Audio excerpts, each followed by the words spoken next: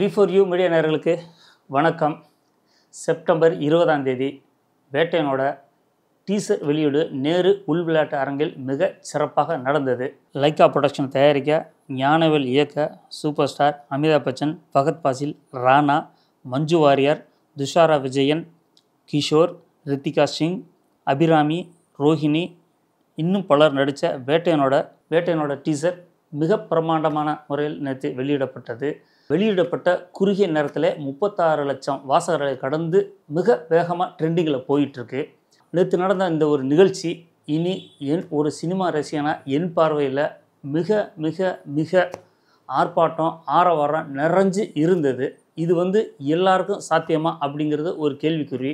என்னோடய பார்வையில் எத்தனையோ விழாக்கள், எத்தனையோ நிகழ்ச்சிகள் பார்த்துருந்தாலும் நேற்று பார்த்த நிகழ்ச்சியோட பிரமிப்பும் மெய்சிலிருப்பும் என்னை விட்டு போக ரொம்ப நேரம் ஆச்சு. அந்தளவுக்கு ரசிகர்களோட உற்சாகம் துவக்கத்திலேருந்து இறுதி வரையும் அரங்கம் கொஞ்சம் கூட சோர்வடையாமல் உற்சாகம் மீதில் இருந்தது. இதுக்கு காரணம் ரசிகர்கள் எவ்வளோ எதிர்பார்ப்பு இருக்குங்கிறத தான் காட்டுது. அதே போல் பல லட்சம் வாசகர்களை குறுகிய நேரத்தில் கடந்ததுமே படத்துக்கு எவ்வளோ பெரிய எதிர்பார்ப்பு இருக்குது அப்படிங்கிறத தான் சொல்லுது.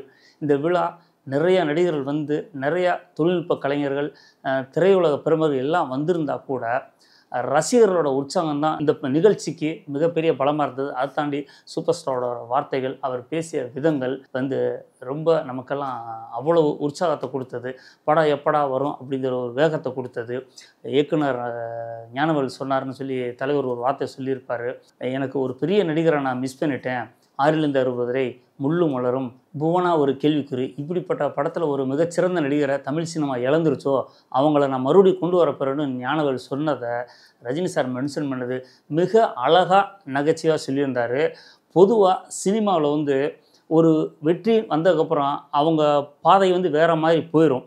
அதே நேரத்தில் அந்த வெற்றிக்கு காரணம் யாருங்கிறத பெரும்பகுதி சொல்ல மாட்டாங்க. ஆனால் நேற்று சூப்பர் ஸ்டார் சொன்னது உண்மையிலேயே மற்ற நடிகர்களுக்கெல்லாம் பாடம்.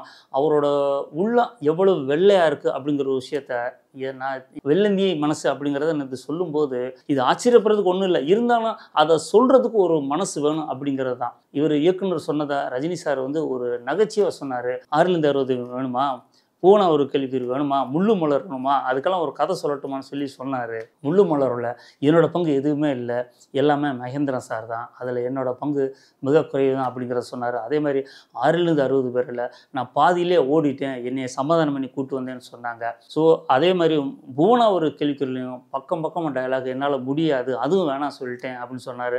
அதுக்குமே கொஞ்சம் கொஞ்சமாக பேச நடிங்க அப்படின்னு சொல்லி கட்டாயப்படுத்தி நடிக்க வச்சதாக சொன்னார். ஸோ இப்படிப்பட்ட ஒரு விஷயத்தை மற்ற நடிகர்கள் சொல்லுவாங்களா அப்படிங்கிறது ஒரு கேள்விக்குறியான விஷயம். ஆனால் அவர் சொன்னது அதுதான் அவரோட மனசு, அவரோட நேர்மை, அவரோட உண்மை அப்படின்னு தான் சொல்லணும். பட்டு அதை ஞானவேல் எதிர்பார்க்கும்போது இந்த கதையை சொல்லி எனக்கு அது வேண்டாம், எனக்கு போக்கிரி ராஜா முரட்டுக்கால இந்த மாதிரி கதை தான் என் ரசிகர்களுக்கு வேணும் அப்படிங்கிற சொன்னதோட அவர் எல்லா தயாரிப்பாளர்களும் சொல்கிறது, எல்லா இயக்குநர்களும் சொல்கிறது, என்னை நம்பி படம் போடுறாங்க, அந்த பணம் அவங்களுக்கு லாபம் கிடைக்கணும், பட்ஜெட்டு பெரிய பட்ஜெட்டு, கோடிக்கணக்கில் முதலீடு பண்ணுறாங்க, அது எந்த வழியிலும் பாதிக்கக்கூடாது, எனக்கு தயாரிப்பாளரும் பாதிக்கக்கூடாது, என் ரசிகர்களும் திருப்தி அடையணும், அதுக்கு என்ன செய்யணுமோ அதை நான் செய்ய தயார், அதுக்காண்டி எத்தனை டேக் வேணாலும் எடுத்துக்கிறேன் அப்படிங்கிறதெல்லாம் சொல்லும்போது பார்த்திங்கன்னா ரொம்ப ஆச்சரியமாக இருந்தது. அதுதான் அவரை இன்றைக்கு வரைக்கும் அந்த உயரத்தில் உட்கார வச்சுருக்குன்னு தான் சொல்லுவான்.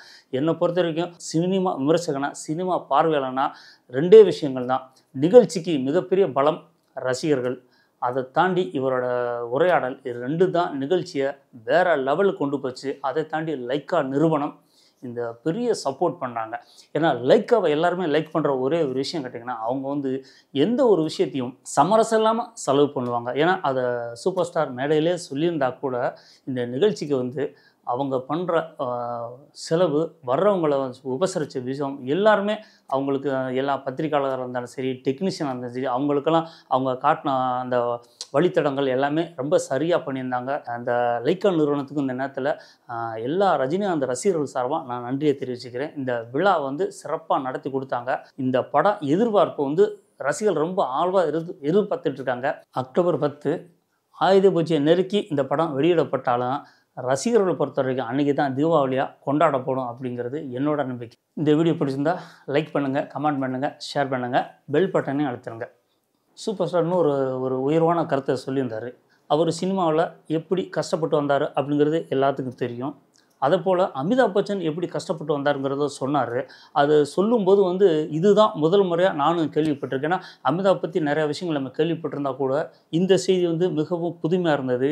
இன்றைக்கு இளைஞர்களுக்கு இது வந்து முக்கியமான அவசியம் தான். ஏன்னா இன்றைய இளைஞர் 2K கிட்ஸ்க்கெல்லாம் இது தெரியுமா தெரியாது அப்படிங்கிறது தெரியாது. ஏன்னா நம்ம சினிமா பார்க்கும்போது நம்ம காலத்து நடிகர் அமிதாப் பச்சன் ஹிந்தியில் அவர் தமிழில் பெரும்பகுதி வரலைன்னா கூட அமிதாப் பச்சன் ஒரு இந்திய அளவில் பெரிய நடிகர்னு எல்லாருக்கும் தெரிஞ்ச விஷயமா இருந்தால் கூட அவர் கஷ்டத்தை வந்து தலைவர் சொன்னது வந்து உண்மையிலேயே அது வந்து ஒரு பாடமாக தான் எடுத்துக்கிறோம். பொதுவாக சினிமாவில் வந்து நிறைய காசு பணத்தோடு வந்து இல்லாமல் போயிடுவாங்க அப்படிங்கிற ஒரு விஷயம் நம்ம கேள்விப்பட்டிருக்கோம்.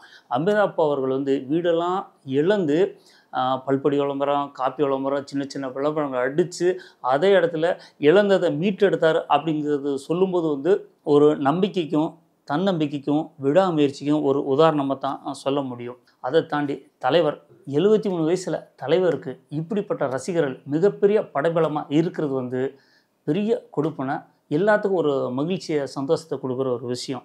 நிகழ்ச்சியை அனிருத்து ஒரு 12 நிமிஷம் எல்லா பார்வையாளரை அப்படியே கட்டி போட்டார். அரங்கம் அதிர ஒரு பாடல் காட்சியில் ஆடினார் பாருங்க மனுஷன், தெறிக்க விட்டுட்டார். அதோட தலைவரையும் கூப்பிட்டு வந்து ஆடினார் பார்த்தீங்களா, அதுதான் ரொம்ப ஹைலைட்டாக இருந்தது. அவர் இந்த 73 வயசில் வந்து ஆடினார் பாருங்க ஆட்டம். நீங்கள் படத்தில் வந்து கேமரா முன்னாடி எப்படி வேணாலும் நீங்கள் ஆடிடலாம் பாடலாம். ஆனால் பல ஆயிரக்கணக்கான ரசிகர்கள் முன்னாடி அந்த மேடையில் வந்து ஆடுறது வந்து அவ்வளோ எளிதான விஷயம் இல்லை. அதையும் அதை மாட்டேன்னு சொல்லி உட்காராமல் சரி விரும்பிட்டு அனிருத்து கையை பிடிச்சி இழுத்துட்டு வந்து ஆடுங்கன்னு சொன்னோடனே அவரோட சந்தோஷத்துக்காண்டி ரசிகர் சந்தோஷத்துக்காண்டி ஆடினார் பார்த்தீங்களா, அரங்கம் சும்மா தெரிச்சிருச்சுங்க, சும்மா அதிர்ந்துச்சுங்க. சூப்பர் ஸ்டாரு 50 வருஷத்துக்கு முன்னாடி அவர் கண்டக்டராக இருக்கையில் அவர் விசில் அடித்தார். இப்போ 50 வருஷமாக ரசிகர்கள் அவருக்கு விசில் அடிச்சிட்டு இருக்காங்க. இந்த கொடுப்புனை இந்தியாவில் ஏன் உலகத்திலேயே யாருக்கு கிடைக்கும் அப்படிங்கிறதையும் இந்த சம்பவம் வந்து ரொம்ப பெருமையாக பார்க்குறேன் நான்.